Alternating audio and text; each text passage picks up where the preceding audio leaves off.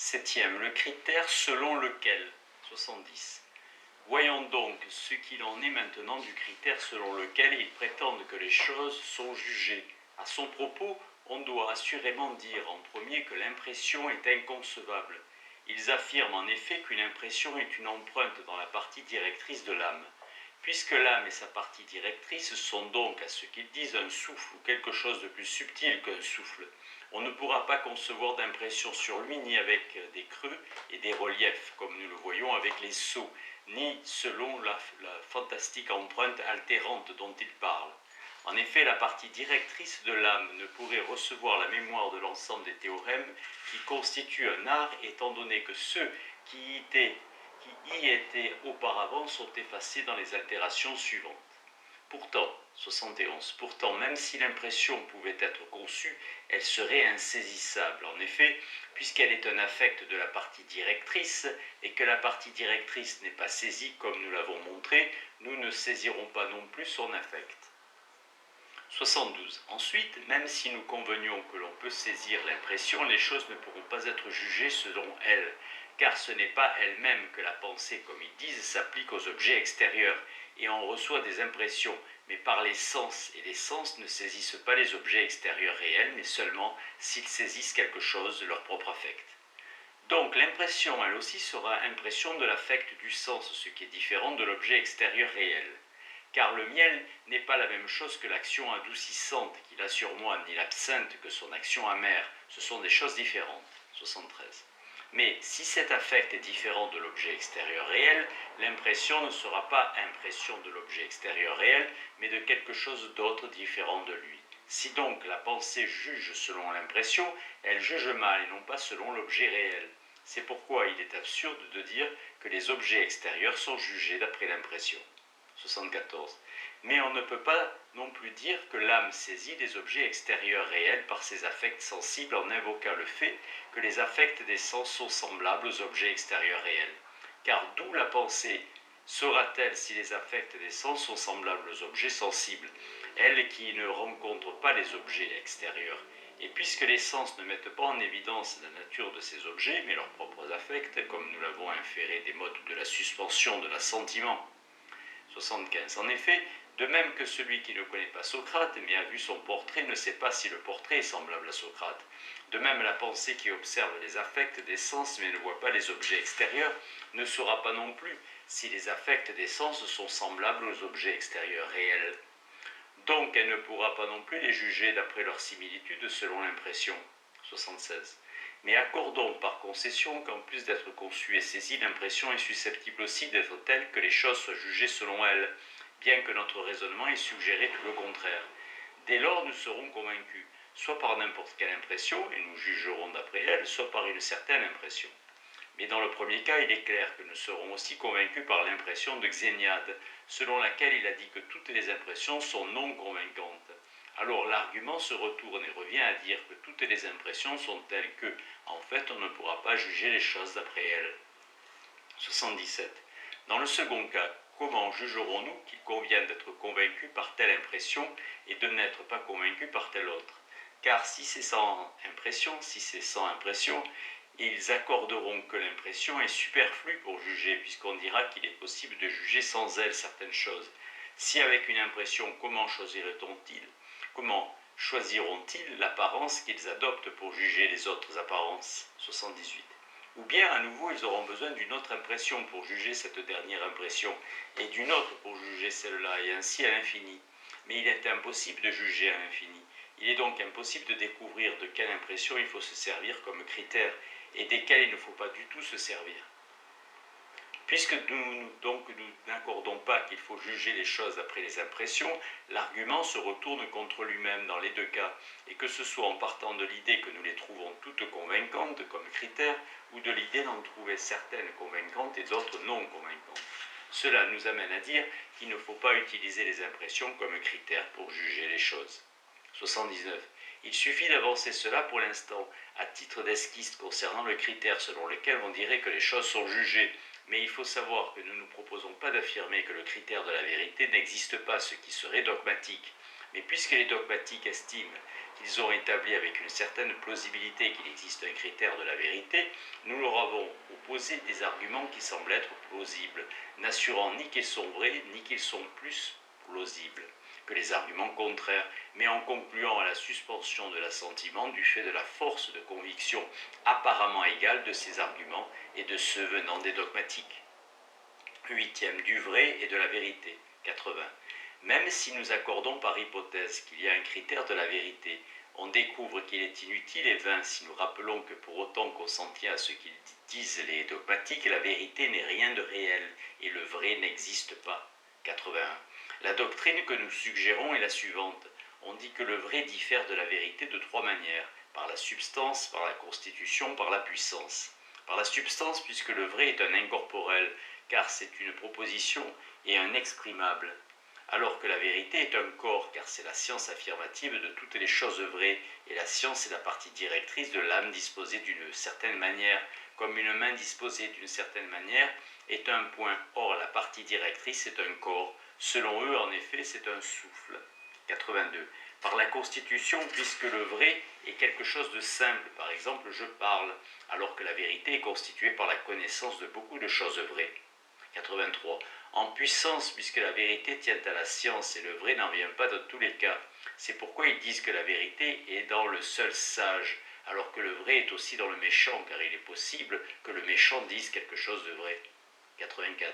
Voilà ce que disent les dogmatiques. Quant à nous, ayant de nouveau en vue l'intention de cet ouvrage, nous ne dirigerons nos arguments que contre le vrai, puisque la vérité aussi est supprimée avec lui, étant donné qu'elle est dite être un système constitué par la connaissance des choses vraies. À nouveau, puisque certains de nos arguments sont plus universels, ceux par lesquels nous ébranlons l'existence même du vrai, les autres spécifiques, ceux par lesquels nous montrons que le vrai n'est ni dans un mot, ni dans un exprimable, ni dans le mouvement de la pensée. Nous pensons qu'il suffit présentement d'exposer seulement les arguments plus universels. Car, de même que les fondations d'un mur étant tombées, tout ce qui était au-dessus est mis à bas. De même, si l'existence du vrai est renversée, les subtilités verbales des dogmatiques sur des sujets particuliers sont supprimées, elles aussi. 9e. S'il existe quelque chose de vrai par nature. 85. Comme il y a un désaccord au sujet du vrai parmi les dogmatiques, puisque les uns disent qu'il existe quelque chose de vrai alors que d'autres disent qu'il n'existe rien de vrai, il n'est pas possible de trancher ce désaccord. En effet, celui qui dit qu'il existe quelque chose de vrai n'emportera pas la conviction s'il le dit sans démonstration à cause du désaccord, et s'il veut apporter une démonstration et qu'il convient qu'elle est fausse. Il n'emportera pas la conviction, mais s'il dit que la démonstration est vraie, il tombe dans l'argument du diallèle, et on lui demandera aussi une démonstration de ce que cette démonstration est vraie, et une autre pour celle à l'infini. Mais il est impossible de démontrer à l'infini, il est donc aussi impossible de savoir s'il existe quelque chose de vrai. 86. De plus, le quelque chose dont ils disent qu'il est la classe la plus générale est soit vrai, soit faux, soit ni vrai, ni faux, soit et faux et vrai. S'ils disent qu'il est faux, ils conviendront que tout est faux, car de même que tous les animaux particuliers sont animés, puisque l'animal est animé, de même si le plus général de tout, le quelque chose est faux, toutes les choses particulières seront aussi fausses et rien ne sera vrai. Nous en concluons que rien n'est faux. En effet, les expressions elles-mêmes, tout est faux, et il existe quelque chose de faux, appartenant à l'ensemble de toutes les choses, seront fausses. Mais si le quelque chose est vrai, tout sera vrai, d'où on conclura à nouveau que rien n'est vrai. S'il est vrai que cela, je veux dire que rien n'est vrai étant une chose qui existe réellement et vraie. 87. Si le quelque chose est à la fois faux et vrai, chaque chose particulière sera aussi fausse et vraie. De là, on conclura que rien n'est vrai par nature. En effet, ce qui a une nature telle qu'il est vrai ne saurait en aucun cas être faux.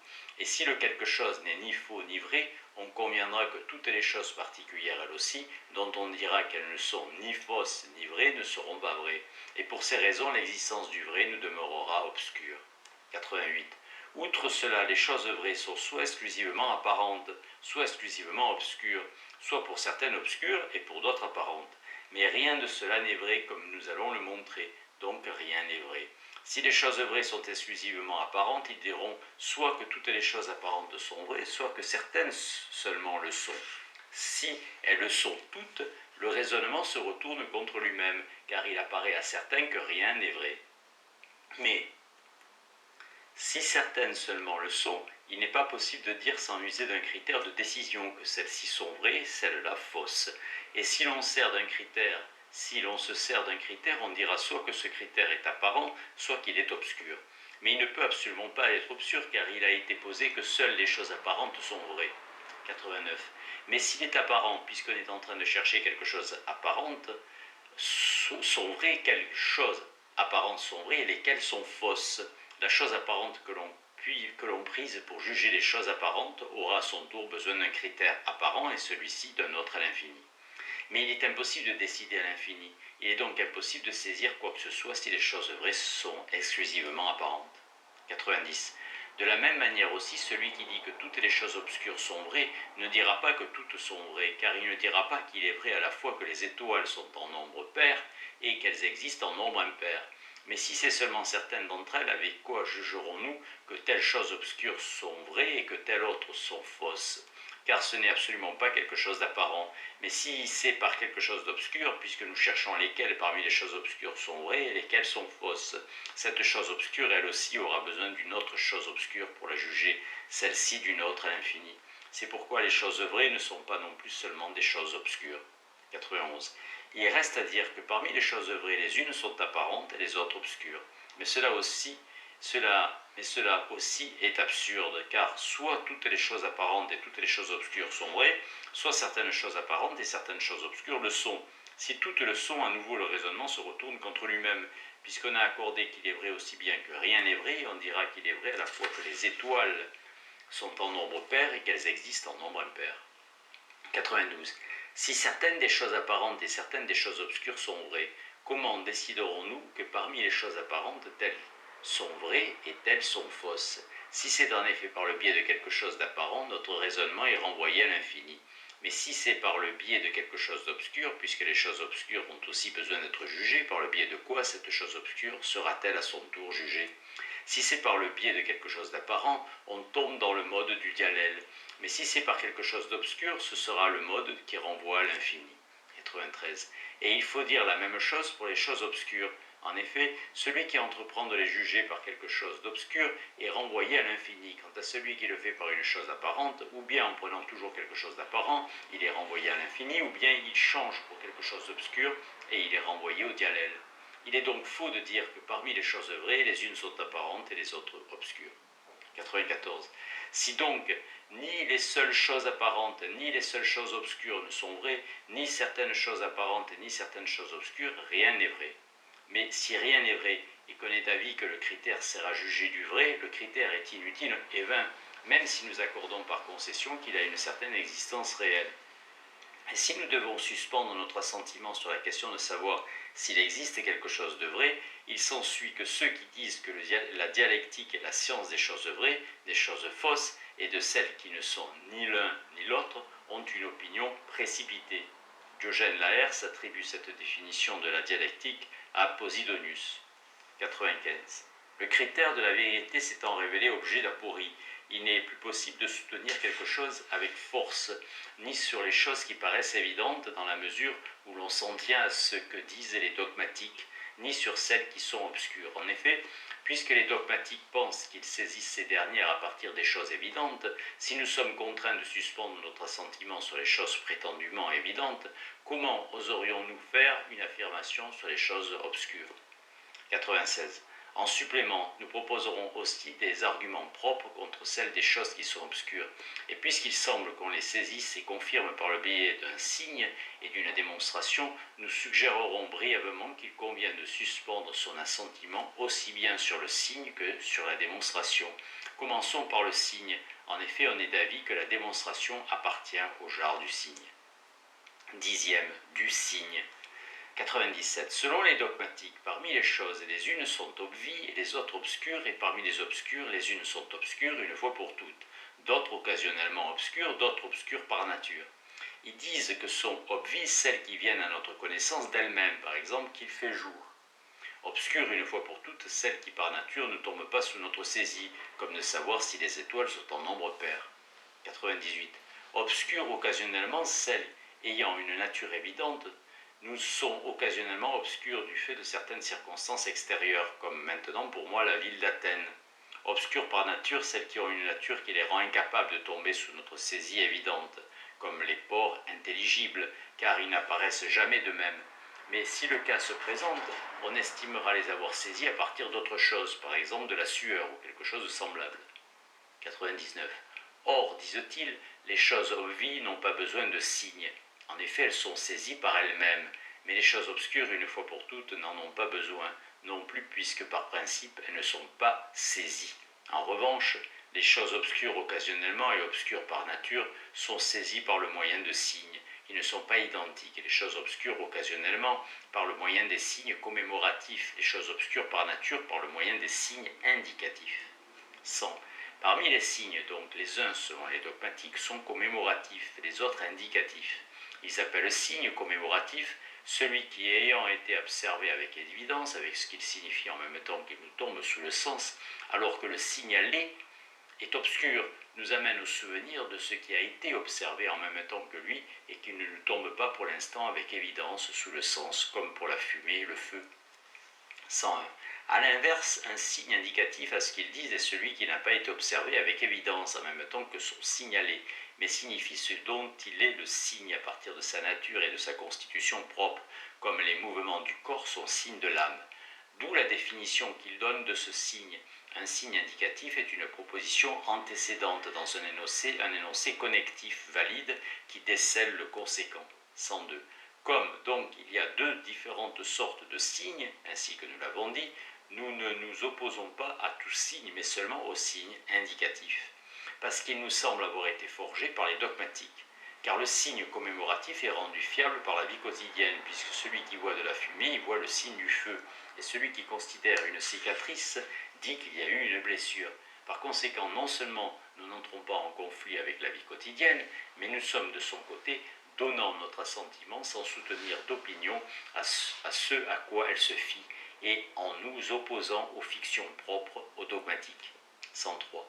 Il était sans doute approprié de dire cela en introduction pour éclairer notre recherche. Il nous reste à entreprendre notre réfutation, non pas en nous efforçant à tout prix de montrer que le signe indicatif n'a pas d'existence réelle, mais en suggérant la force apparemment égale des arguments proposés en faveur de son existence et de sa non-existence.